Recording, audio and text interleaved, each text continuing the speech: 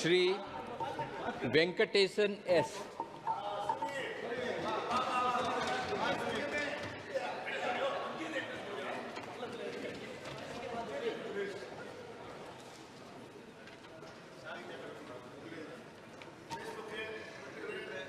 மதுரை மக்களவையின் உறுப்பினராக தேர்ந்தெடுக்கப்பட்ட சு. வெங்கடேசன் எனும் நான் சட்டப்பூர்வமாக நிறுவப்பட்டுள்ள இந்திய அரசமைப்பின் மீது உண்மையான நம்பிக்கையும் பற்றுறுதியும் கொண்டிருப்பேன் என்றும் இந்திய நாட்டின் இறையாண்மையையும் ஒற்றுமைப்பாட்டையும் நிலைநிறுத்துவேன் என்றும் நான் மேற்கொள்ள இருக்கும் கடமையை நேர்மையுடன் நிறைவேற்றுவேன் என்றும் உளமாற உறுதி கூறுகிறேன்.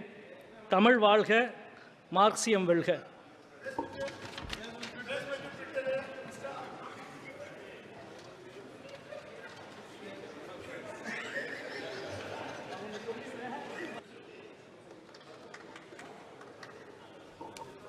Shri Selvaraj V.